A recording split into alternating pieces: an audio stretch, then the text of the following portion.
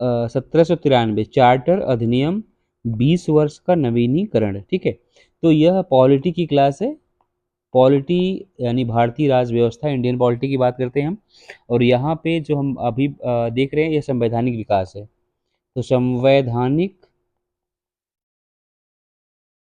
विकास, संवैधानिक विकास में एक क्लास हो चुकी है। आज जो क्लास होगी वह पार्ट 2 है। तो पहली वाली क्लास आप एक बार देख लीजिएगा, उसके बाद इस क्लास में आपको सारी चीज़ें मिल जाएंगी और समझने में आपको थोड़ी आसानी रहेगी। तो आज हम शुरुआत करने जा रहे हैं 1793 का चार्टर अधिनियम। जैसा कि पहले हम लोग पढ़ चुके हैं, क्या क्या पढ़ चुके हैं? 1773 का रेगुलेटिंग एक्ट पढ़ चुके हैं, 1781 का एक्ट ऑफ सेटलमेंट पढ़ चुके हैं, 1784 का पिट्स इंडिया एक्ट पढ़ चुके हैं, 1786 का हम चार्टर अधिनियम पढ़ चुके हैं। ठीक है, तो इनको हम थोड़ा सा रिवाइज करेंगे, फिर आगे बढ़ेंगे, ताकि आपकी कनेक्टिविटी जो जो जितने भी पिछले अधिनियम आए हैं वहाँ से आपकी कनेक्टिविटी अच्छी खासी बन जाए, और थोड़े से हम रिवाइज कर लेंगे तो आपका आइडिया लग जाएगा। ठीक है, तो फटाफट हम रिवाइज कर लेते हैं, फिर आगे बढ़ते हैं। जैसा कि हम जानते हैं 1773 के रेगुलेटिंग एक्ट में क्या आया था? 1773 के रेगुलेटिंग एक्ट में सबसे पहले यही बताया गया था कि जो बंगाल का गवर्नर है उसका नाम चेंज कर दिया गया। चेंज करके हमने क्या रखा? बंगाल का गवर्नर जनरल रखा। और साथ ही साथ में हमने कहा कि जो बंगाल का गवर्नर जनरल होगा उसके साथ 4 कार्यकारी सदस्य भी होंगे, यानी 4 सदस्यों की परिषद बना दी जाएगी। यानी यहाँ पे साफ साफ आ गया था कि जो बंगाल का गवर्नर जिस जो था उस टाइम, उसका नाम बदल के हमने गवर्नर जनरल कर दिया था। और वह भारत का भारत का नहीं, सॉरी, बंगाल का गवर्नर जनरल। ठीक है, तो बंगाल का प्रथम गवर्नर जनरल कौन बना था? वारेन हेस्टिंग बना था। और उसके साथ 4 लोगों की एक सदस्य कार्यकारी यानी परिषद बना दी गई थी। तो वारेन हेस्टिंग को गवर्नर जनरल बोला जाएगा, और प्लस 4 लोग उसके साथ जोड़ दिए गए। रिवाइज हम कर रहे हैं, ठीक है, फटाफट देख लेते हैं। साथ ही साथ में 1774 में क्या हुआ था? 1773 के रेगुलेटिंग एक्ट में एक प्रावधान लाया गया था कि एक सुप्रीम कोर्ट होगा। यानी 1774 में कलकत्ता में वो सुप्रीम कोर्ट स्थापित कर दिया गया, और साथ ही एलिजा एम्पे को उसका मुख्य न्यायाधीश बनाया गया, और साथ साथ में 3 अन्य न्यायाधीश भी इसमें रखे गए थे। तो यह रिवाइज आप फटाफट देख लीजिए क्या क्या हुआ था। और जो मद्रास और बम्बई है उसको बंगाल के अधीन कर दिया गया था। साथ ही रिश्वत, चोरी या व्यक्तिगत व्यापार करने पर रोक लगा दी गई थी। ये किसकी बात हो रही? East India company. East India company के जितने भी सदस्य थे उनको व्यक्तिगत व्यापार करने पर रोक लगा दी गई थी। उसके बाद आता है act of settlement 1781। Act of settlement में क्या हुआ था कि जो बंगाल के गवर्नर जनरल जो बनाए गए थे, और कलकत्ता में सुप्रीम कोर्ट की स्थापना हो चुकी थी, तो उनको जो जो चीफ जस्टिस थे यानी मुख्य न्यायाधीश थे, दोनों के क्षेत्र को लेकर थोड़ा सा विवाद था कि कौन सा कहाँ का जजमेंट कौन देगा। उस पर थोड़ा सा एक्ट ऑफ सेटलमेंट 1781 में आया था। उसके बाद 1784 को भी देख लेते हैं। 1784 में क्या हुआ था कि एक पिट्स इंडिया एक्ट आया था जिसमें बोर्ड ऑफ कंट्रोल बना दिया गया था। बोर्ड ऑफ कंट्रोल का काम क्या था? राजनीति। ठीक है, बोर्ड ऑफ कंट्रोल का काम क्या था? राजनीति देखना। और कोर्ट ऑफ डायरेक्टर तो पहले से ही थे, तो उनका काम क्या था? व्यापार देखना। क्योंकि पिट्स इंडिया एक्ट में एकदम क्लियर कट कर दिया गया था कि बोर्ड ऑफ कंट्रोल होगा एक, और एक आपका सीओडी जो पहले से चल रहा है वो चलता रहेगा। जो बोर्ड ऑफ कंट्रोल थे, यहाँ पे क्या किया गया कि बोला गया कि आप जाइए राजनीति देखिए वहाँ की। यानी इतना ज़्यादा हस्तक्षेप अंग्रेजों का भारत में हो चुका था कि अब उनको एक अलग से बोर्ड ऑफ कंट्रोल जैसे सदस्य लाए गए, जिसमें 6 सदस्य थे। और इनका काम केवल और केवल भारत में राजनीति करना था। राजनीति करने का उद्देश्य ये था कि चूंकि आप जानते हो कि किसी भी देश में अचानक से तो कब्जा आप कर नहीं पाओगे। किसी भी देश पे अगर शासन करना है तो वहाँ के लोगों को, वहाँ की पॉलिसीज को, वहाँ के चीज़ों का अध्ययन करना पड़ेगा, और अध्ययन करके बताना पड़ेगा। तो बोर्ड ऑफ कंट्रोल का बेसिकली काम यही रहता था कि किस प्रकार से आप अधिक से अधिक लोगों पे शासन कर सकते हो। तो कब आया था? 1784 में आया था, पिट्स इंडिया एक्ट में आया था। और साथ ही साथ में इसमें क्या हो गया था कि गवर्नर जनरल के 4 कार्यकारी सदस्य थे, इनको 4 से घटा के 3 कर दिया गया था। तो आप याद रखिएगा 1784 में हुआ था। 1786 में एक एक्ट आया था जिसको बोलते हैं चार्टर एक्ट। इसमें एक कार्नावालिस भाई साहब आए थे, वायसराय या गवर्नर जनरल बन के आए थे। उनको वीटो पावर चाहिए थी।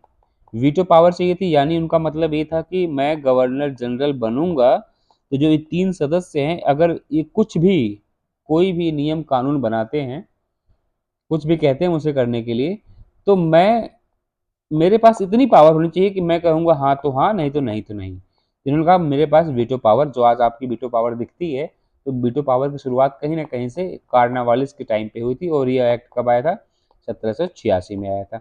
उसके बाद जो हमारा एक्ट आता 1793, जिसका हमको बेसिकली अभी अध्ययन करना है। ये जो मैं रिवाइज किया है पिछली क्लास में, मैं पूरा का पूरा डिटेल से पढ़ा चुका हूँ, आप एक बार जाके जरूर उसको रिवाइज करिएगा। ठीक है, तो 1793 का जो प्रावधान बनाया गया उसमें क्या था? 1793 में पहला काम तो किया गया कि कंपनी का जो व्यापार था उसको 20 साल के लिए आगे जारी रखा गया। बोला कि आपका जो एकाधिकार बना हुआ है वो आपका एकाधिकार बना रहेगा।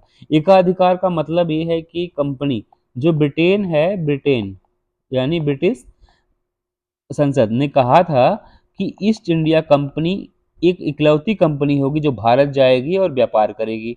तो इसका लाइसेंस जो ना हर 20 साल पे बढ़ाया जा रहा था। तो 1793 के चार्टर अधिनियम में साफ साफ कहा गया कि आपका लाइसेंस आगे 20 साल के लिए जारी रखा जाएगा। साथ ही साथ कहा गया कि कंपनी का व्यापारिक एकाधिकार बना रहेगा और गवर्नर जनरल और प्रांतीय अनुसंधियां और मजबूत कर दी गई। साथ साथ में कहा गया कि जो बोर्ड ऑफ कंट्रोल है, ये बोर्ड ऑफ कंट्रोल कब बनाया गया था? क्योंकि बोर्ड ऑफ कंट्रोल की स्थापना हुई थी, बीओसी इसको बोलते हैं, ठीक है। बोर्ड ऑफ कंट्रोल की स्थापना 1784 के फिट्स इंडिया एक्ट में, मैं इसलिए आपको रिवाइज कराया था कि आपको पता हो कब बनाई गई थी। इसमें कितने सदस्य थे? 6 सदस्य थे। तब इन्होंने उसके बारे में कुछ नहीं कहा कि सैलरी कहाँ से दी जाएगी, वेतन भत्ते कहाँ से दिए जाएंगे। बेसिकली जब आपका 1793 का चार्टर अधिनियम आता है, इसमें कहते हैं कि बोर्ड ऑफ कंट्रोल की जो सैलरी दी जाएगी वो भारतीय राजस्व से दी जाएगी। आप सोचो, ये बोर्ड ऑफ कंट्रोल के 6 सदस्य कहाँ बैठे हैं? ब्रिटेन में बैठे हैं। ब्रिटेन में बैठे हैं और वहां की संसद यह निर्णय लेती है कि इनका जो सैलरी, वेतन भत्ता, खर्चा दिया जाएगा वो भारतीय राजस्व से दिया जाए। आपने एक थियरी पढ़ा होगा, थियरी पढ़ा होगा जिसको हम बोलते हैं कि ये कुछ वेल्थ करके था, ड्रेन ऑफ वेल्थ करके था, जैसे कि राजा राम मोहन राय बताए भी थे। तो उसमें आप देख पा रहे हो कि भारतीय जो राजस्व है वो पूरा का पूरा खाली करने, यानी भारतीय राजस्व को कंगाल बनाने के लिए पॉलिसी ला रहे हैं लोग। ऐसा आपको महसूस नहीं हो रहा है कि 6 के 6 सदस्य, बोर्ड ऑफ कंट्रोल के 6 सदस्य कहाँ बैठे हुए हैं? ब्रिटेन में। उनकी उनकी सैलरी, वेतन भत्ते कहाँ से देने की बात हो रही है? भारतीय राजस्व से। तो और बोला गया साथ ही साथ 5 लाख वार्षिक ब्रिटेन भेजा जाएगा। कहाँ से? इंडिया से, यानी भारत से 5 लाख रुपया सालाना कहाँ भेजने की बात हो रही है? ब्रिटेन भेजने की। किस एक्ट में हो रही है? 1793 के एक्ट में हो रही है। तो आपको बेसिकली मोटा मोटा इस एक्ट में क्या क्या याद रखना है, मैं आपको समराइज कर दूं। पहला तो आपको याद रखना है कि सबसे पहला मेन जो इम्पोर्टेंट है वो आपको रखना है कि बीओसी, बोर्ड ऑफ कंट्रोल की जो सैलरी है यानी वेतन भत्ते हैं, वेतन भत्ते हैं, ये कहाँ से दिया जाएगा? ये दिया जाएगा भारतीय राजस्व से दिया जाएगा ये। और दूसरी बात आपको याद रखनी है कि 5 लाख, क्वेश्चन बनता है कि 5 लाख वार्षिक देने की कब बात की गई थी? तो वह आपके 1793 के एक्ट में बात की गई थी। 5 लाख वार्षिक यानी सालाना ब्रिटेन भेजा जाएगा, ब्रिटेन भेजा जाएगा। ये आपको एकदम एकदम 1793 का जैसे ही आपका नाम आए तो आप 1793 में बस बेसिकली यही याद रखिएगा कि बीओसी की सैलरी भारतीय राजस्व देने की बात की जाती है। और साथ ही साथ कहा जाता है कि जो कंपनी का एकाधिकार है, कंपनी का एकाधिकार आगे 20 साल के लिए बढ़ाया जाता है। ठीक है, तो आपको 93, आपको अभी क्रम से हम चल रहे हैं तो कहाँ तक हम पहुंच चुके हैं? हमने शुरुआत की थी 1773 के, 1781, 1784, 1786, 1793। ठीक है, यहाँ तक हम अध्ययन कर चुके हैं। ठीक है, पहली क्लास में हमने यहाँ तक पढ़ा था, आज की क्लास में हमने शुरुआत यहाँ से की है। मैं इसका रिवाइज भी आपको करा दिया हूँ। तो आप क्रम से अगर चीज़ों को लिंक करेंगे तो आपको समझ में आ जाएगा कि बीओसी की स्थापना 1784 में होती है और बीओसी की सैलरी की बातें करते हैं 93 में। ठीक है, यहाँ पे रेगुलेटिंग एक्ट आता है, यहाँ पे आपका आगे अभी आगे आगे चार्टर अधिनियम आता है, रेगुलेटिंग एक्ट आता है, सेटलमेंट एक्ट आता है, 84 पिट्स इंडिया एक्ट आता है। क्वेश्चन साफ साफ बनता है कि पिट्स इंडिया एक्ट कब आया था? 1784 में आया था। तो चीजें आपको याद रखनी है। बीटो पावर की बात कब की गई थी? क्वेश्चन साफ साफ बना है, किस एक्ट में, किस चार्टर एक्ट में बीटो पावर की बात की गई? कार्नावालिस के संबंधित जब भी कुछ आएगा बीटो पावर संबंधित, आप 1786 ही मारोगे। ठीक है, टिक, आपका ऑप्शन ए सही होगा। तो मोटा मोटा चीजें हैं जो आपको आपको सेट करने के लिए, यानी लिंक करने के लिए, एक साल से दूसरे साल से, तीसरे साल से, चौथे साल से, पांचवें साल से जितने भी अधिनियम आपके आ रहे हैं, एक एक दूसरे से लिंक है। आपको पिछला अधिनियम के बारे में जानकारी होगी तो आप इजिली आप चीजें कैप्चर कर पाओगे, समझ पाओगे। ठीक है, तो आगे बढ़ते हैं। 1713 सॉरी 1813। आप ये सोचो, पहले आप ध्यान से लगाओ। 1793 का जो एक्ट आया था, जो अभी हमने पढ़ा है, उसमें आप 20 साल जोड़ोगे, 20 साल के लिए बढ़ाया गया था, तो क्या आएगा आपका? 1813 ही तो आएगा। तो इसी का हम अध्ययन दोबारा करेंगे। फिर से एक अधिनियम, चार्टर अधिनियम बना के आता है। क्योंकि ईस्ट इंडिया कंपनी एक कंपनी है जो भारत में व्यापार करने के उद्देश्य से आई थी, बाद में यहाँ पे शासन करने लगेगी, उसी का कुछ रूल्स और रेगुलेशन, नियम बनेंगे, उसी नियम का हम अध्ययन कर रहे हैं। उसी अध्ययन, यानी जो भारत का संविधान लिखा गया है, जो संवैधानिक विकास है, वो किस प्रकार से प्रभावित था इन चीजों से। तो जो अच्छी चीजें हैं यहाँ से हम उठाएंगे भी, अपने संविधान में भी ले जाएंगे। लेकिन हमें ये समझना पड़ेगा कि 1813 का जो चार्टर अधिनियम आया था, उसमें क्या ऐसा आया था, अच्छा या बुरा, वो तो बात की बात है। पहले हम देखें आया क्या था, और क्या संविधान जब हम बनाएंगे, संविधान जब इन सब चीजों का अध्ययन करेंगे, तो क्या चीजें लिंक हो पा रही हैं हमारी, तो हमको बस यही देखना है। अच्छा, एक चार्टर अधिनियम का मतलब क्या होता है? चूंकि ईस्ट इंडिया कंपनी एक कंपनी है, ब्रिटिश पार्लियामेंट वहां बैठ के कुछ चार्टर, यानी क्या उसको बोलते हैं, अधिकार पत्र भी कहा जाता है, कहीं कहीं आपका, कहीं कहीं आपका कहा जाता है इसको, मैं बता दे रहा हूं आपको।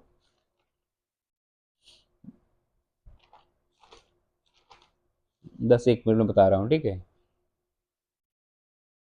चार्टर एक्ट अधिनियम का जो मतलब जो व्यापार करने के उद्देश्य से कंपनी आई थी, उसको राजलेख पत्र, या फिर हम इसको चार्टर एक्ट, राजलेख पत्र बोलते हैं। ठीक है, तो उसको आप समझिए अच्छे से कि कोई एक कंपनी भारत में आई है, उसका नाम है ईस्ट इंडिया कंपनी, उसको ब्रिटिश पार्लियामेंट कहती है कि आप जाइए वहां पे व्यापार करिए, और हम आपको कुछ रूल्स और रेगुलेशन बता रहे हैं, उसके हिसाब से आप वहां पे काम करिए। जब ब्रिटिश पार्लियामेंट देखती है कि ईस्ट इंडिया कंपनी के लोग, जो कर्मचारी हैं, तो कुछ मनमाना करने लगे हैं या फिर उनकी बातें नहीं मानते हैं, तो रूल्स और रेगुलेशन बना के वो भेजती रहती है। उसी को हम चार्टर अधिनियम बोलते हैं, चार्टर एक्ट बोलते हैं। ये भी अभी समाप्त हो जाएगा धीरे धीरे करके, बाद में भारत सरकार अधिनियम, भारत परिषद अधिनियम चीजें आएंगी, तो उसका भी एक क्रमिक अध्ययन है, और क्रम से ही हम चीजों को देखेंगे तो एक दूसरे से हमारा लिंक कर पाएंगे। तो हम देखते हैं 1813 के चार्टर अधिनियम में ऐसी कौन सा प्रावधान किया गया था, ठीक है, जो हमारे लिए काफी इंपॉर्टेंट है। सबसे पहले आप 1813 में सबसे बड़ा व्यापारिक अधिकार में बदलाव किया जाता है। आपके एग्जाम में भर भर के क्वेश्चन पूछे गए हैं भाई साहब कि 1813, 1813, 1813, 1813, 1833, 1853, ये एक दूसरे से इतने ज्यादा लिंक्ड हैं कि आपको अगर 13 समझ में आ गया तो 33 समझने में कोई दिक्कत नहीं होगी, अगर 33 समझ में आ गया तो आपको 53 को समझने में कोई दिक्कत नहीं होगी। बस आप थोड़ा सा ध्यान से और कंसंट्रेशन के साथ मेरे साथ बने रहिएगा।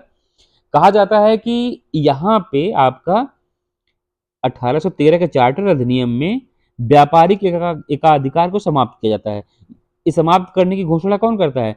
जो ब्रिटिश पार्लियामेंट है, यानी ब्रिटिश संसद है, यानी जो वहां के राजा रानी है, वहां से एक आदेश आता है कि भाई ईस्ट इंडिया कंपनी, अब तुम इंडिया में व्यापार नहीं करोगे। तो ये लोग चौंक जाते हैं, हम व्यापार नहीं करेंगे, भाई व्यापार तो हमारा, हम व्यापार ही तो करने आए थे, क्या करेंगे।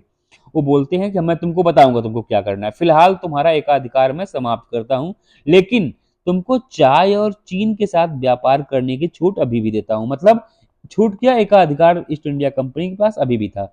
यानी यहाँ पे समझिएगा, ब्रिटिश पार्लियामेंट कहती है ईस्ट इंडिया कंपनी से कि कंपनी देख भाई, अब तुम केवल, तुम्हारा एकाधिकार किस पे रहेगा, चाय और चीन के साथ।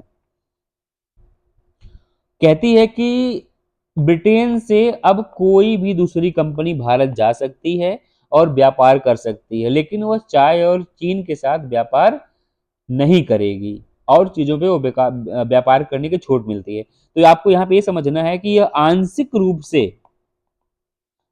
एकाधिकार समाप्त कर दिया गया, पूर्ण रूप से अभी समाप्त नहीं हुआ। एकाधिकार क्या समाप्त हुआ, एकाधिकार, मैं बात कर रहा हूँ, विशेष जोर दे रहा हूँ एकाधिकार पे। तो 1813 के चार्टर अधिनियम में क्या हुआ कि कंपनी का एकाधिकार समाप्त होता है, लेकिन आंशिक रूप से समाप्त होता है, आंशिक रूप से, और चाय और चीन के साथ व्यापार बना रहेगा। और साथ ही साथ कहता है कि ब्रिटिश व्यापारियों के लिए भारत खुल गया। बिल्कुल ऑब्वियसली, जब आपका एकाधिकार समाप्त हो रहा है, इसका मतलब आपकी मोनोपोली समाप्त है। अब कोई भी वहां से ब्रिटिश व्यापारी कोई भी आ सकता है भारत में व्यापार करने के लिए। जब वो आएगा तो चाय और चीन के साथ व्यापार नहीं करेगा, बाकी चीजों के साथ व्यापार कर सकता है। क्योंकि चाय और चीन, मैं चाय और चीन को 20 बार बोल चुका हूं, इसलिए बोल रहा हूं क्योंकि यह एग्जाम में हजारों बार पूछा गया। 1813 में चाय और चीन के साथ व्यापार किस अधिनियम की बात करता है, तो 1813 के अधिनियम में बात करता है, ठीक है। साथ ही ये जो ईसाई मिशनरियां लिखी हुई है ना, ईसाई मिशनरियों को भारत आने की अनुमति, यानी भारत में ईसाई धर्म का प्रचार होगा, ईसाई धर्म का प्रचार होगा, ठीक। तो क्वेश्चन बना है कि यूरोपीय मिशनरियां कब भारत आती हैं।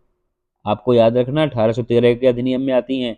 क्वेश्चन बनता है कि ईसाई मिशनरियां भारत में कब आई, 1813 में अनुमति मिलती है उनको, ठीक है। और साथ ही साथ क्वेश्चन बनता है कि भारत में ईसाई धर्म का प्रचार करने की अनुमति कब मिली।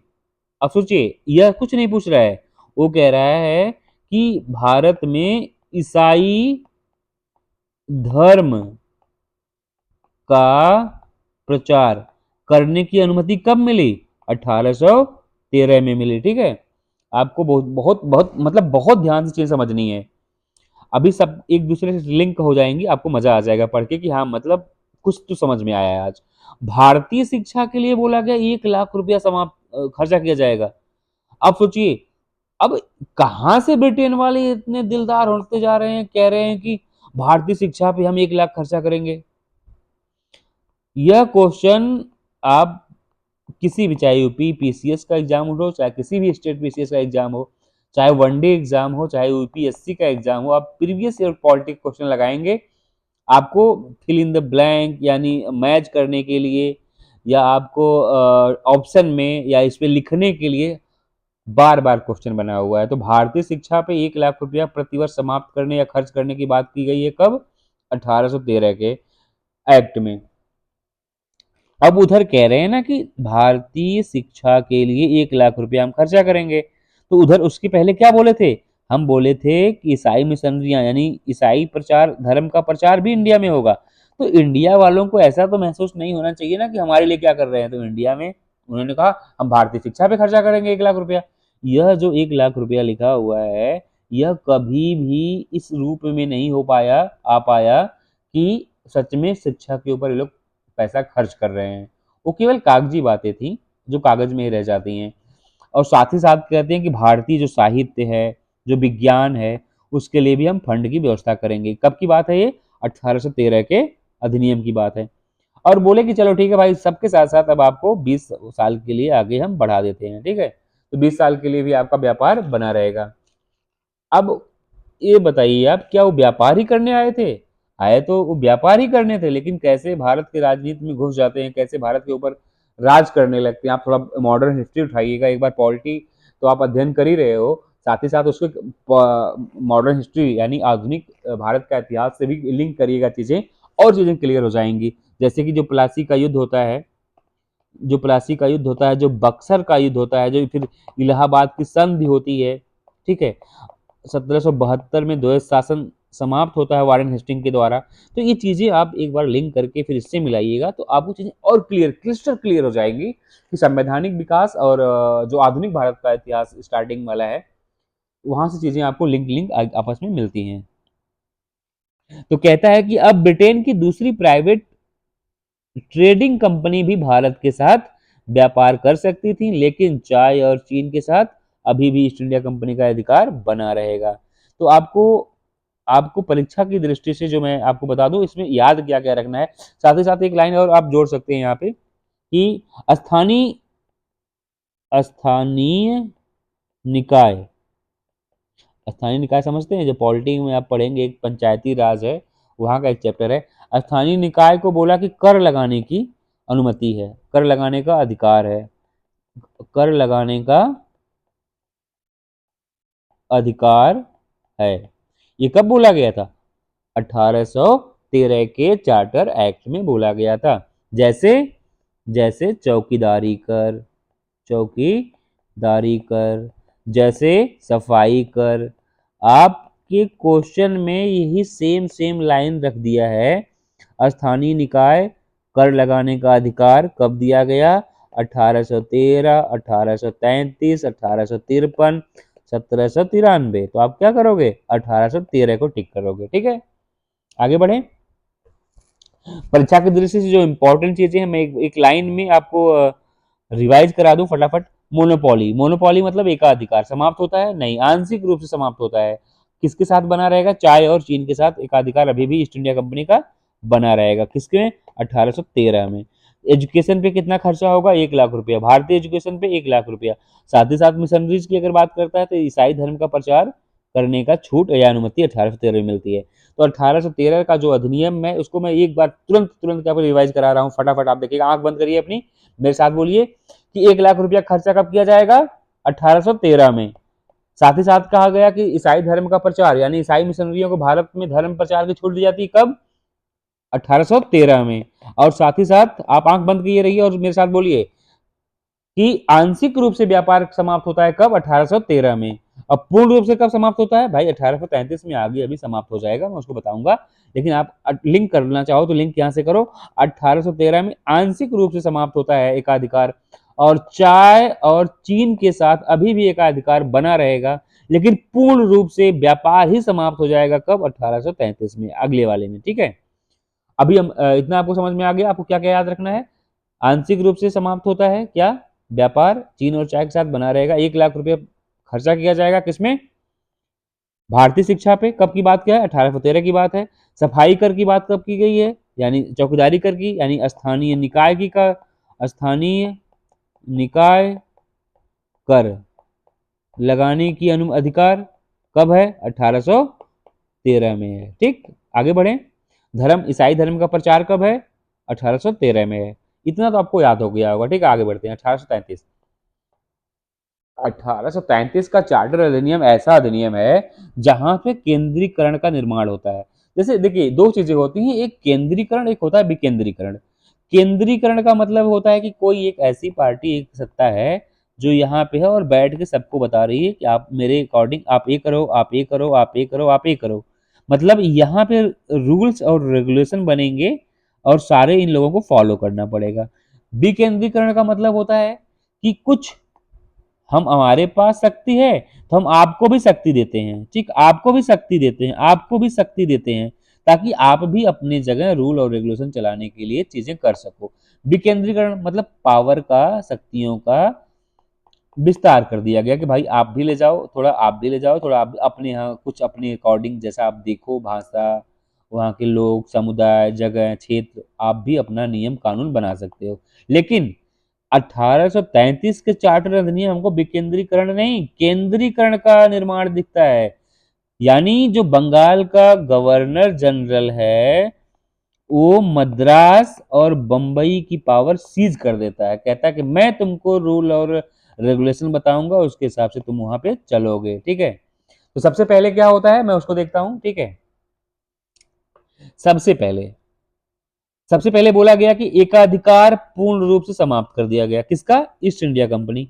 ईस्ट इंडिया कंपनी को संसद यानी ब्रिटिश पार्लियामेंट की तरफ से एक एक्ट आता है, जिसका एक्ट का नाम 1833 चार्टर एक्ट है। इसमें कहा गया कि भाई ईस्ट इंडिया कंपनी अब तुम्हारा व्यापार पे पूर्ण जो एकाधिकार बना के रखे थे कि मैं ही केवल व्यापार करूंगा, ये समाप्त। अब कोई भी ब्रिटेन से कोई भी कंपनी आ सकती है, कोई इंडिविजुअल व्यापारी आ सकता है, कोई भी ब्रिटिश से आ सकता है जो व्यापार कर सकता है। किस पे? किसी भी चीज पे कर सकता है। अब चाय और चीन का जो व्यापार एकाधिकार बचा हुआ था वो भी समाप्त कब हो गया? 1833 में। आपको याद रहेगा एकाधिकार कब समाप्त हुआ? 1833 में। अच्छा, 1600 ईस्वी में एकाधिकार 1600 ईस्वी में एकाधिकार मिला था। आप चाहो तो नोट कर लो, ठीक है। 1813 में आंशिक रूप से समाप्त और 1833 में पूर्ण रूप से समाप्त। ये एकाधिकार था कंपनी को, ईस्ट इंडिया कंपनी को। कहां से मिला था? ब्रिटिश पार्लियामेंट से मिला था। दूसरी लाइन हम पढ़ते हैं, इसमें कहा है तो भाई ईस्ट इंडिया कंपनी करेगी क्या इंडिया में? अब बोला कि भाई तुम्हारा व्यापार समाप्त हो रहा है, अब तुम प्रशासनिक इकाई बन गए हो, यानी तुम राजा बन रहे हो। तुम कहीं ना कहीं से तुमको ये सब व्यापार व्यापार की जो अनुमति मिलती थी, छूट मिलती थी, तुम खुद चलाओगे सबको, दुनिया को वहां पे। तो प्रशासनिक इकाई बना दिया गया, एडमिनिस्ट्रेटिव इंस्टीट्यूट बना के छोड़ा गया यहाँ पे कि आप जाइए वहां पे क्या करिए, वहां पे रूल्स बनाइए, रेगुलेशन बनाइए, लोगों को बताइए कि इस हिसाब से आपको चलना है। व्यापार का अधिकार समाप्त करके प्रशासनिक इकाई बना दिया गया ईस्ट इंडिया कंपनी को। आप देख रहे हो एक छोटी सी कंपनी भारत में आई थी व्यापार करने, यहाँ पे रूल करने लगी है भाई 1833 में, ठीक है। उसको पूर्ण रूप से प्रशासनिक इकाई बना दिया गया। सुन के बुरा लग रहा होगा कि आपके पास कोई ऐसी एक कंपनी है, आप इंडिया की कोई भी कंपनी सोच लो, इंडिया कंपनी होनी चाहिए। टाटा कंपनी इंडिया की है ना, रतन टाटा की जो कंपनी है इंडिया में, इंडिया की है, वो चली जाती किसी दूसरे देश में और वहां पे जाके अपना व्यापार तो करेगी ही करेगी, साथ ही साथ में उस देश पे कब्जा कर ले और उसका अपने हिसाब से रूल्स और रेगुलेशन बना के उस देश को चलाने लगे। आप सोचो मामूली बात है क्या है? तो लेकिन अंग्रेज इसको करने में सफल हो गए थे और पूर्ण रूप से प्रशासनिक इकाई बना दी गई। और साथ ही साथ कहा गया कि बंगाल का जो गवर्नर जनरल है, अच्छा एक बात मुझको बताना अब, सबसे पहले 1773 का रेगुलेटिंग एक्ट आया था, उसमें जो बंगाल का, मैं शॉर्टकट में लिख रहा हूँ, बंगाल का जो गवर्नर था उसका नाम क्या बनाया गया?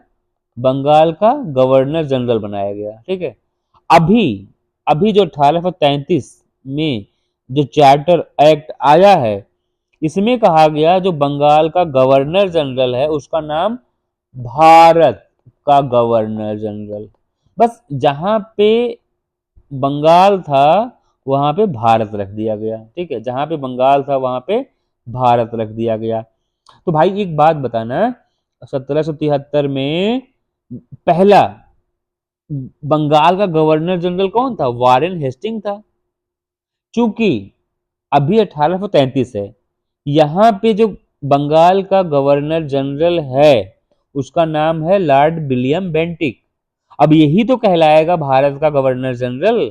अब इसे भारत का गवर्नर जनरल कहा जाएगा, क्योंकि अब इसका नाम बदल दिया गया है, बंगाल की जगह भारत कर दिया गया है। तो क्वेश्चन बनता है भारत का प्रथम गवर्नर जनरल कौन था? तो लॉर्ड विलियम बेंटिक ही तो होगा प्रथम। और बोला जाएगा बंगाल का अंतिम गवर्नर जनरल कौन था? अभी बहुत लोगों को यही डाउट रहता है यार, ये क्या बंगाल भारत गवर्नर जनरल अंतिम प्रथम? देखो, लॉर्ड विलियम बेंटिक ये एक आदमी है जिसको एक पद दिया गया है, उसको बोला गया है बंगाल का तो गवर्नर जनरल है, ठीक है। फिर एक नियम आता है 1833 में, उसी साल, और कहा जाता है कि तेरा नाम अब बंगाल का गवर्नर जनरल नहीं रहेगा, तेरा नाम भारत का गवर्नर जनरल रहेगा। तो भाई प्रथम यही तो बना, भारत का governor general Lord William Bentinck, ठीक। समझ में तो आ ही गया होगा अब तो अंतिम भी तो वही था, कौन सा? बंगाल का गवर्नर जनरल अंतिम वही था। बंगाल का गवर्नर जनरल अंतिम कौन था? Lord William Bentinck. भारत का प्रथम governor general Lord William Bentinck, ठीक है। साथ ही साथ कहा गया गवर्नर जनरल के साथ जो कार्यकारी 3 सदस्य थे, यानी जो परिषद थी, एक तो देखो गवर्नर जनरल थे प्लस 3 लोग थे। ये कब बनाया गया था? 1784 में बनाया गया था। भाई इतना जल्दी भूलोगे तो मजा नहीं आएगा, ठीक है। देखो, सबसे पहले 1773 में, मैं बता दूं,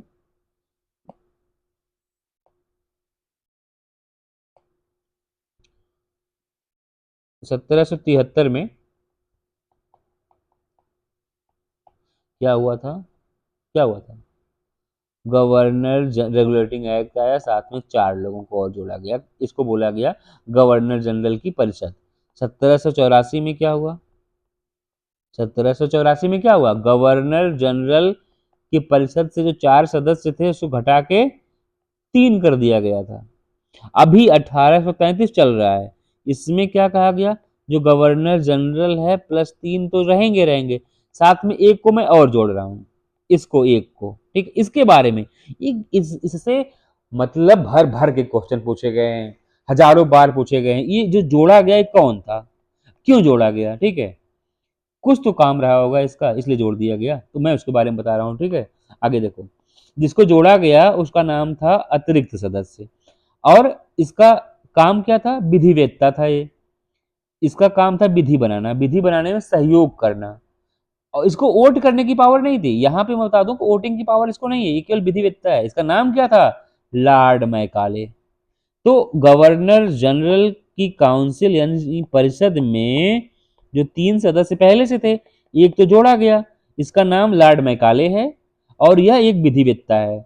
यह विधि बनाने में सहयोग करेगा, वोट देने की शक्ति नहीं है। मतलब किसी भी अगर कोई कानून बन रहा है तो 3 लोग हैं, ये लोग, यही लोग डिसाइड करेंगे कि 2 लोग कहते हैं हाँ हाँ सही है, एक लोग कहते हैं नहीं नहीं सही है, तो ये गवर्नर जनरल के पास जाएगा, वो देखेगा कि हाँ भाई मेजोरिटी 2 लोगों की है, तो वो भी कहेगा ठीक है बना दो, कोई दिक्कत नहीं। यह बताएंगे हाँ इसको बनाने से ये फायदा है या नुकसान है या लाभ हानि, यानी वो विधिवेत्ता है, तो बताएंगे कि यह कौन सा कानून कौन सा नियम बनाया जाए। तो अभी इनको वोट देने की शक्ति नहीं है, कब? 1833 के एक्ट में वोट देने की शक्ति नहीं है। नाम क्या है? Lord Macaulay. आगे बढ़े, जब विधिवेत्ता आ चुके हैं तो भाई विधि आयोग भी बनेगा। तो क्वेश्चन यही पूछा गया, विधि आयोग का गठन कब हुआ है? बस आप तो टाइम टाइप ही हो जाओगे, कम से कम इतना तो याद रखो, जब 1833 में विधिवेत्ता बना दिया गया तो विधि आयोग भी बनाया गया होगा। तो विधि आयोग बनाया गया, और इसका भी अध्यक्ष किसको बनाया गया? लॉर्ड मैकाले को बनाया गया। सॉरी, इसका भी क्या मतलब है कि मतलब विधि आयोग का जब गठन हुआ तो उसका अध्यक्ष लॉर्ड मैकाले को बनाया गया। अब विधि बन रही है तो यानी कहीं ना कहीं कानूनों का कोडिफिकेशन भी होगा। तो क्वेश्चन पूछा है कि इंडियन पिनल कोड, भाई यही बाद में इंडियन पिनल कोड बनता है, जो अभी आईपीसी की धारा आप सुनते हैं ना, आईपीसी की धारा के तहत ये फलान ढिकान। तो जो इंडियन पिनल कोड की जो आगे चल के इंडियन पिनल कोड बनता है, तो कानूनों का कोडिफिकेशन कब शुरुआत होती है? 1833। विधि आयोग कब बनता है? 1833। मैं 5 बार बोलूंगा एक चीज, जब तक तुम्हारे दिमाग में जब बैठ नहीं जाएंगे। लॉर्ड मैकाले कौन थे? अध्यक्ष थे किसके? विधि आयोग के। साथ ही साथ बोला गया अच्छा यहाँ पे केंद्रीकरण की बात करते हैं ना। देखो यह है आपका, मैं बता दूं, ये है आपका इंडिया। भाई मैप थोड़ा सा आप देख लेना, ठीक है। यहाँ पे क्या है? आपका बंगाल है। यहाँ पे ये आपका बम्बई है, ये आपका मद्रास है, ठीक है। मैं लिख दूं, यह बम्बई है, यह मद्रास है। कहता है कि जो अब जो बंगाल है उसकी गवर्नर जनरल का नाम क्या हम बोलेंगे? बोलेंगे भारत का गवर्नर जनरल, ठीक है। मैं जी का मतलब गवर्नर जनरल। और कहता है कि जो बंबई के गवर्नर हैं, मद्रास के गवर्नर हैं, इनके पास विधि बनाने की शक्ति समाप्त है। मैं विधि बना के भेजूंगा इधर, मैं विधि बना के इधर भेजूंगा, यहाँ पे भेजूंगा, तो आप लोग उसी के अकॉर्डिंग वहां पे शासन प्रशासन चलाइएगा। यानी केंद्रीकृत कर दी गई, यहाँ पे केंद्रीकृत कर दी गई शक्तियां इनकी, किसकी? बंगाल और मगध, यानी प्रांतीय गवर्नर जनरल की, गवर्नर की। तो यहाँ पे यह कब नियम आया? 1833 में आया, आपको ये याद रखना है। मद्रास और बंबई के गवर्नर यानी प्रांतीय गवर्नर की विधि बनाने की शक्ति समाप्त, भारत का गवर्नर जनरल अब पूरे ब्रिटिश इंडिया के लिए कानून बनाने की शक्ति रखता है। केंद्रीकरण की शुरुआत यहाँ पे होती है। भारतीयों के लिए। अच्छा, 1833 में ना एक ऐसा प्राविधान आया, उसमें कहा गया कि भारतीय जितने भी लोग हैं, यानी इंडिया के लोग जो हैं, भारतीय जो लोग हैं, वो भी परीक्षा दे सकते हैं, सिविल परीक्षा, सिविल में भाग ले सकते हैं। रंग, जाति, लिंग पे अब कोई भी भेदभाव नहीं होगा। लेकिन यह क्या अंग्रेज बर्दाश्त कर पाएंगे कि मेरे बगल में कोई भारतीय बैठ के मेरे साथ चाय पिए ऑफिस में? भाई बर्दाश्त कर पाएंगे? उनकी सुलग गई और ईस्ट इंडिया कंपनी इस चीज का विरोध कर दिया। ब्रिटिश पार्लियामेंट के पास नोटिस बना के भेजा कि यह चीज तो हमने अभी ठीक है, आप कह रहे हो कि एक विधिवेत्ता बना लो, हम मान गए। आप कह रहे विधि आयोग का गठन कर लो, हम मान गए। लेकिन यह बात हम नहीं मानेंगे कि भारतीयों के लिए समान और हमारे समान हो और उनको भर्ती, सिविल सेवा में भर्ती किया जाए। देखो क्वेश्चन यहाँ से दो बनता है। एक क्वेश्चन बनता है कि कब प्रावधान लाया गया और कब पूर्ण रूप से हम लोगों ने स्वीकार कर लिया कि चलो अब भारतीय परीक्षा दे सकते हैं। तो 1853 का जो एक्ट है ना, वहां पे कंपटीशन यानी प्रतियोगिता के आधार पे मैकाले ही पूरा एक समिति, मैकाले समिति बनेगी, जिसका अध्यक्ष मैकाले बनेगा। वो कहेगा कि नहीं नहीं ठीक है, मैं भारतीयों को छूट हम देते हैं, लेकिन ऐसा टफ बना देगा कि भारतीय इसमें पास ही नहीं हो पाएंगे। क्योंकि भारतीय विरोध करते हैं ना कि भाई हमें क्यों नहीं, जब आप वहां से आके हमारे राज में, हमारे देश में शासन कर रहे हो, हम पे राज कर रहे हो, तो हमको भी तो अपॉर्चुनिटी मिलनी चाहिए कुछ काम करने की। तो यहाँ पे कंपनी के लोगों ने विरोध कर दिया और ये लागू नहीं हो पाया था। दास प्रथा को समाप्त करने की बात की गई। क्वेश्चन साफ साफ बना है, किस एक्ट में दास प्रथा को समाप्त करने की बात की गई? तो कौन सा एक्ट था? 1833। क्या तुरंत लागू हो गया था? नहीं, लागू नहीं हो पाया था। लागू होने में 10 साल लग गए थे भाई साहब। 1843 में एलनबरो द्वारा समाप्त किया गया। दास प्रथा कहीं भी आप देखिएगा, एलनबरो को टिक कर दीजिएगा। ठीक, दास प्रथा एलनबरो को टिक कर दीजिएगा। चूंकि 1833 में इसका प्राविधान तो आया, लेकिन इसको लागू करवाने में 10 साल लग गए। अब किसी का कोई गुलाम है, कोई छोड़ देगा उसको? कभी नहीं छोड़ेगा। वो तो चाहेगा कि आजीवन उस दर पीढ़ी दर उसकी सेवा करते रहे, लोग गुलामी करते रहे। तो लेकिन फिलहाल थोड़ा सा एक्शन लिया ब्रिटिश पार्लियामेंट ने, तो एलनबरो द्वारा 1843 में एक प्रावधान बना के दास प्रथा को समाप्त करने के लिए कानून लाया गया। तो हम मोटा मोटा फिर रिवाइज करते हैं फटाफट फटाफट, ठीक है, इसमें कोई भी देरी नहीं करनी। पहला, बंगाल का जो गवर्नर था उसको क्या बोला गया? गवर्नर जनरल ऑफ इंडिया बोला गया। पहला कौन बना? विलियम बेंटिक बना। बंबई और मद्रास की विधायी शक्तियां समाप्त कर दी गई, केंद्रीय विधायन मजबूत कर दिया गया। ये समझ पा रहे हो आप? कंपनी का शेष व्यापार समाप्त हो गया, मतलब व्यापार करने के एकाधिकार था, समाप्त था। कंपनी अब क्या बन गई? प्रशासनिक संस्था बन चुकी थी। विधि सदस्य जोड़ा गया, मैंने बताया ना, गवर्नर जनरल +3+1, तो विधि सदस्य जोड़ा गया, जिसका नाम रखा गया लॉर्ड मैकाले, सॉरी उसका नाम ही मैकाले था, उसको विधि सदस्य के रूप में रखा गया।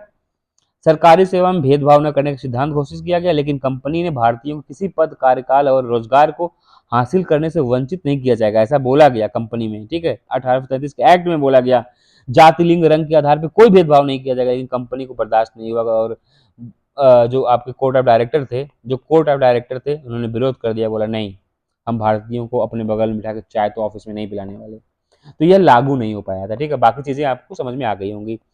तो भारत का गवर्नर जनरल +3+1 विधिवेत्ता, मैं दोबारा से मतलब क्यों? क्योंकि ये 1833 का जो चार्टर एक्ट है आपका, ऐसा है कि भर भर के क्वेश्चन बनता है कि एक विधि सदस्य कब जोड़ा गया? 33 में जोड़ा गया। कौन था? लॉर्ड मैकाले था। विधि सदस्य को वोट करने का अधिकार नहीं था, ये याद रखिएगा, केवल विधि बनाने में सलाह करेंगे। दास प्रथा को समाप्त करने का प्रावधान कब लाया गया? 1833 में लाया गया, लेकिन 43 में एलनबरो द्वारा समाप्त किया गया। विधि आयोग का गठन, अध्यक्ष मैकाले बनेगा। आईपीसी यानी इंडियन पीनल कोड, यानी जो धारा है, आईपीसी की धारा, कानूनों का संहिताबद्ध मतलब होता है कोडिफिकेशन। ठीक है, तो एक दृष्टि में क्या बताना, दोबारा से मैं रिवाइज कराऊं कि आपको हो गया होगा, चीजें क्लियर हो गई होंगी? मैं चाहे तो आपको कहो तो लिख के बता दूं, लेकिन मुझे लगता है कि बार बार एक ही चीज को रिवाइज करने से अच्छा है कि अगले पे बढ़ना चाहिए हमें। ठीक है, हम पढ़ते हैं 1853। क्योंकि देखिए मैं इसको 3 बार बता चुका हूं, तो एक पेज मैंने इसलिए छोड़ा था ताकि मैं आपको भी दोबारा से लिख के समझा सकूं, लेकिन मुझे लगता है कि इतना चीजें आपको पर्याप्त है, हम आगे बढ़ते हैं। ठीक है, तो 1853 का चार्टर एक्ट आता है।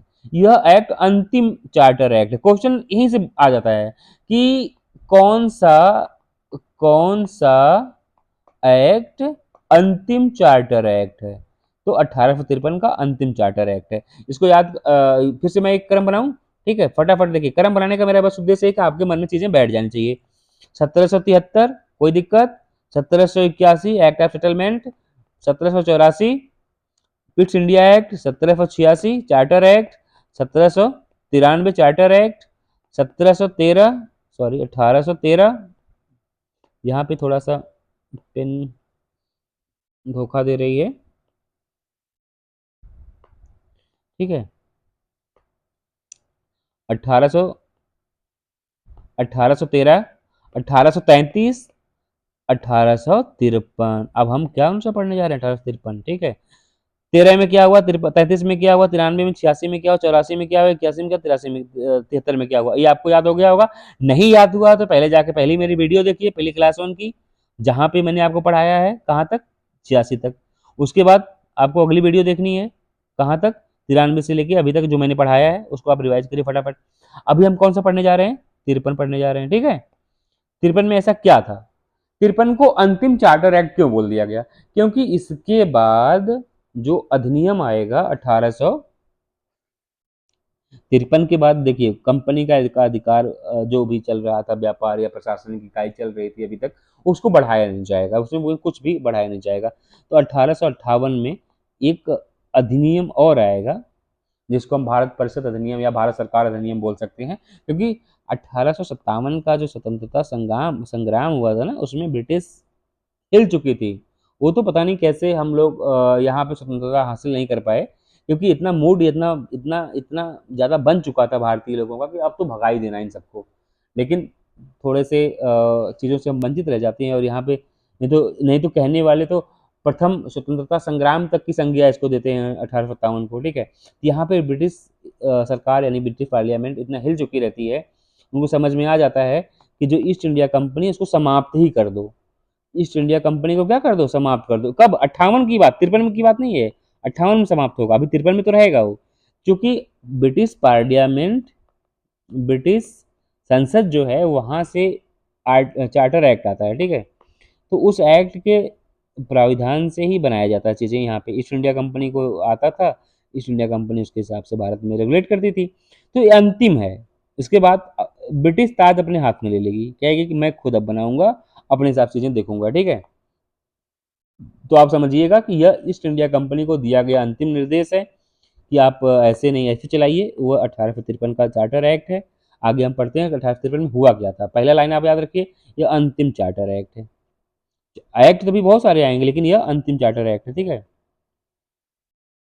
इसमें क्या होता है, क्योंकि कंपनी का शासन निश्चित 20 वर्ष के लिए नहीं बढ़ाया गया, केंद्रीय विधान परिषद का विस्तार किया गया। ये जो विधान परिषद लिखा गया है ना, इसका मतलब मैं पहले समझाऊं, जो अभी आपने पढ़ा कि गवर्नर जनरल +3+1 ये बना दिया गया था, इसको विधिवेत्ता बनाया गया था, कब, 33 में बनाया गया था, अभी 53 चल रहा है। बोला कि इसको हम पूर्ण सदस्य मानेंगे आज से, कब, 53 में बोला गया, ठीक है। 53 में बोला गया कि हम इसको पूर्ण सदस्य मानेंगे, किसको, विधिवेत्ता को, गवर्नर जनरल +3+1, अब कितना मिला के हो जाएंगे, गवर्नर जनरल +4 हो जाएंगे। तो यह जो गवर्नर जनरल +4 है, इसी को हम बोलते हैं गवर्नर जनरल की परिषद या काउंसिल बोलते हैं, किसको, गवर्नर जनरल +4 को, 53 पढ़ रहे हैं, ठीक है। तो बोला जो ये विधान परिषद, उसका विस्तार, विस्तार का मतलब यानी गवर्नर जनरल +4 तो रहेगा ही रहेगा, +6 सदस्य हम और जोड़ेंगे इसमें, समझ रहे हैं ना। तो विस्तार हो रहा है ना। और बोला कि कार्यपालिका अलग होगी, विधायिका अलग होगी। मतलब जब जब जब कोई भी अधिनियम या विधान हमको बनाना रहेगा, तो गवर्नर जनरल +4+6, गवर्नर जनरल में जानते हैं कमांडर इन चीफ भी होता है और गवर्नर जनरल भी होता है, कमांडर इन चीफ। तो 6 4 10 2 12, 12 लोग शामिल होंगे। कब की बात है, 1853 की बात है, जब भी कोई विधान बनेगा। लेकिन कार्यपालिका जो कार्य करना रहेगा, जो उसको एग्जीक्यूट बॉडी रहेगी, वो यही रहेगी, 4 लोग ही।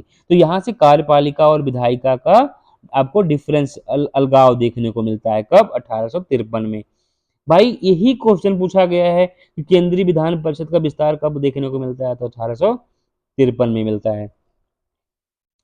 और साथ ही साथ कहा गया सिविल सेवा में खुली प्रतियोगिता होगी अब, अब कुछ भी ऐसा नहीं, भेदभाव नहीं रहेगा।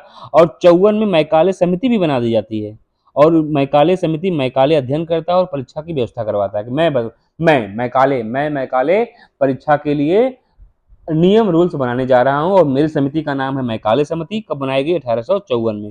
भाई देखो, समिति तो बनाते हैं, लेकिन पता है इनकी इतनी बड़ी चाल है। अब कह रहे हैं कि जो जो जो जो आईएएस यानी सिविल सर्विसेज जो होती है, जो सिविल सर्विसेज, उसकी परीक्षा कहाँ पे होगी? कह रहे हैं लंदन में परीक्षा होगी, इंग्लैंड में परीक्षा होगी। अब बताओ, जो काबिल होगा, जो इंडिया में है और काबिल है, योग्य है, उसको योग्यता ना मिले तो दुख तो होगा ना। अब भाई जिसके पास इंग्लैंड या लंदन जाने का बंदोबस्त नहीं है, वो परीक्षा नहीं दे पाएगा। समझे? तो खुली प्रतियोगिता यानी ओपन कम्पिटेटिव एग्जाम होगा, किसके लिए? सिविल सेवा के लिए। लेकिन भारतीय इसमें शामिल हो सकते हैं, लेकिन परीक्षा कहाँ पे होगी? लंदन में होगी। मैकाले भी भाई देखो कितना राजनीति खेल रहा है, लेकिन कम से कम चलो ठीक है, इंडिया वाले इसी बात के लिए खुश थे यार, कम से कम भाग लेने के लिए इन लोगों को सहमति तो जताई। और ये आपका अंतिम एक्ट था। तो इससे पहले मैं आपको समझाना चाहूँ, आपने समझ लिया, बस 4 ही लाइन आपको याद रखनी, लेकिन इसको समझने के लिए, आपको दिमाग में बिठाने के लिए दोबारा से मैं लिंक करूंगा, ठीक है? गवर्नर जनरल प्लस 3 लोग थे। 33 में क्या किया गया? 1833 में एक लोगों को जोड़ा गया, ठीक है? तो विधि सदस्य को पूर्ण सदस्य बना दिया गया। अब कितने लोग हो गए? गवर्नर जनरल प्लस 4 लोग हो गए। कब? 53 में।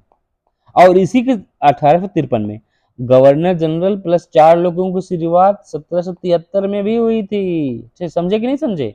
लेकिन 84 में, 1784 में गवर्नर जनरल प्लस 3 कर दिया गया था। 1833 में 1833 में गवर्नर जनरल प्लस 3 प्लस 1 कर दिया गया। इसको पूर्ण सदस्य नहीं माना गया। लेकिन 1853 में 1853 में क्या किया गया? गवर्नर जनरल प्लस 3 प्लस 1 को भी पूर्ण सदस्य माना गया। अब कितने लोग हो गए? गवर्नर जनरल प्लस 4 लोग हो गए। समझ गए? ठीक है। जो विधिवेत्ता थे उनको पूर्ण सदस्य बना दिया गया। यही परिषद जो प्रशासनिक विधायी दोनों कार्य करती थी। अब क्या होगा? बोला कि हम 6 लोगों को और जोड़ सकते हैं। किसमें? 1853 में बोला गया।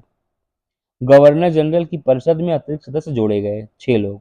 बोला कि विधायी और प्रशासनिक कार्य अब अलग अलग होंगे। जब जब भी कोई विधायी कार्य होगा, गवर्नर जनरल प्लस 4 प्लस 6 लोग देखेंगे। लेकिन जब प्रशासनिक कार्य की बात होगी तो गवर्नर जनरल प्लस 4 लोग ही रहेंगे। ठीक है। सिविल सेवा में प्रतियोगी परीक्षा की शुरुआत की गई, जो आप जानते ही हो। इससे पहले क्या करते थे? जो कोर्ट ऑफ डायरेक्टर थे ना, वही लोग मनोनीत कर लेते थे, भाई तुम लायक हो, तुम चलो हमारे साथ अब कंपनी में अधिकारी के रूप में, यानी आईएएस के रूप में काम करो। मनोनीत करते थे भाई, पसंदीदा लोगों को नियुक्त कर लेते थे। लेकिन मैकाले समिति बनाई गई 1854 में, उसने डिसीजन लिया। क्योंकि यह समिति का क्यों बनाई गई?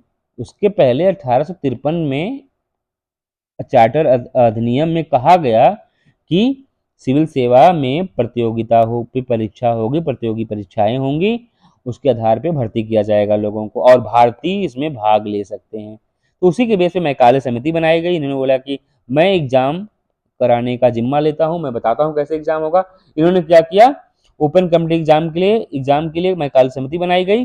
भारतीय भी एग्जाम पास करके सिविल सर्विस में आ सकते थे, लेकिन एग्जाम कहाँ होगा? लंदन में होगा। भाई जो काबिल हो और वहां जाने लायक ना हो, वो तो फंस गया। ठीक है, समझ रहे होंगे आप कि किस प्रकार की चाल थी। लेकिन आपको समझना क्या है? संवैधानिक विकास पढ़ना है, किस प्रकार से कार्यपालिका विधायिका अलग हो रही है, किस प्रकार से जैसे आज आपके पास राष्ट्रपति हैं प्लस आपके पास प्राइम मिनिस्टर हैं। ठीक है। और चलिए फिर से मैं बताता हूँ। प्रेसिडेंट है प्लस आपके पास प्राइम मिनिस्टर है प्लस आपके पास कैबिनेट मिनिस्टर है प्लस अन्य जो राजमंत्री हैं, सब मिला के क्या बनता है। उसी प्रकार से आप देख पा रहे होंगे कि गवर्नर जनरल है प्लस 4 है प्लस 6 है। तो कार्यपालिका और विधायिका का अलगाव देखने को मिलता है। कब? 1853 में मिलता है।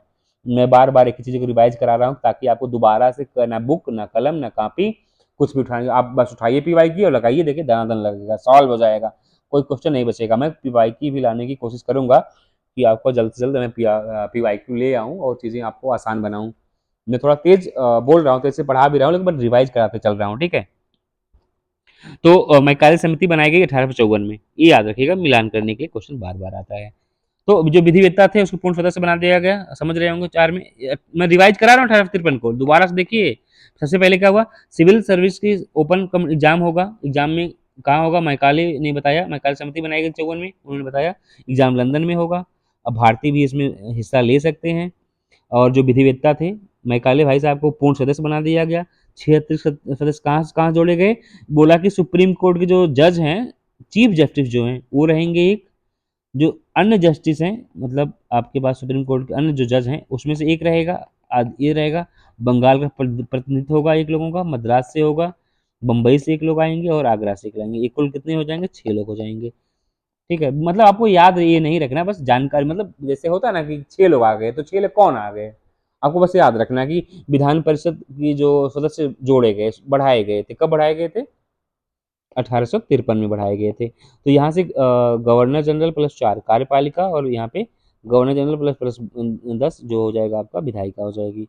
अतः कार्यपालिका और विधायिका का अलगाव यहाँ से देखने को मिलता है। ठीक है, अब यहाँ पे फटाफट मैं रिवाइज कराऊं, 53 में क्या हुआ, अंतिम चार्टर एक्ट था। 53 क्या था, ओपन कॉम्पिटिटिव एग्जाम की शुरुआत थी। 53 में क्या था, कार्यपालिका विधायिका अलग अलग हो गई। 53 में क्या हुआ, विधिवेत्ता मैकाले को पूर्ण सदस्य बना दिया, और इसी की बेस पे मैकाले समिति बनाई गई, कब 54 में बनाई गई, और आगे 20 वर्ष तक नहीं बढ़ाया गया। तो ठीक है, यहाँ पे आपका पूरा का पूरा ये चार्टर एक्ट अभी अंतिम समाप्त होता है। आप एक बार मैं आपको थोड़ा सा मोटा मोटा हिंट दे दूं, हम लोग क्या क्या पढ़ चुके हैं।